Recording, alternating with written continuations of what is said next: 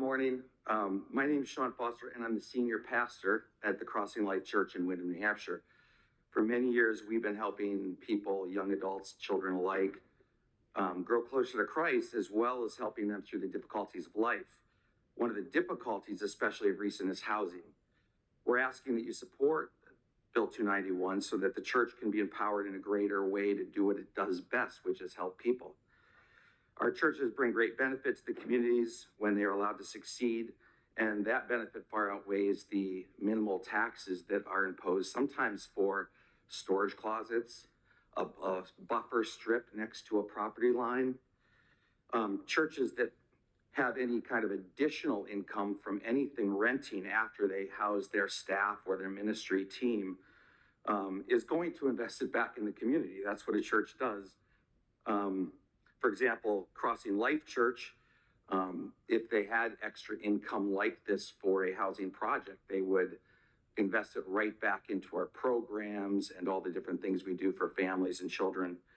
And then I just want to speak also and say that everything that the gentleman from the Municipal Association spoke about, I've had extensive personal experience with and would be happy to take any questions. The problem is that many times municipalities determine what is and what isn't religious based on what they believe.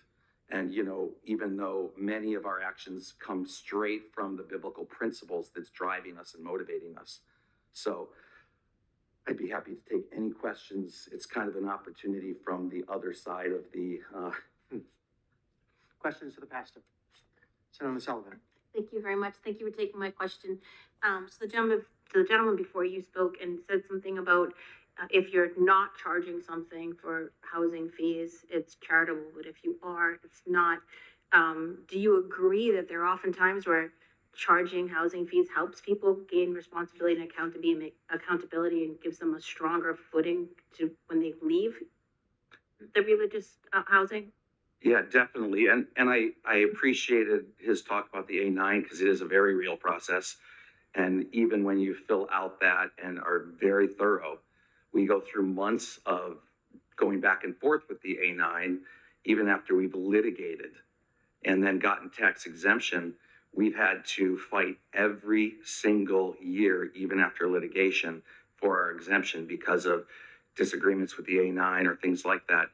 One of the things I do agree with is that charging people a graduated scale instead of just free handouts is much better at equipping them and helping them stand on their own 2 feet rather than just being used to, you know, free handouts. So I do agree. I think that even in our program, if we had the opportunity to do something like this, which we've already started piloting, we would most definitely have like a graduate program to where we can help people transition from needing assistance to standing on their own 2 feet. Thank you. Further questions? Thank you for the question.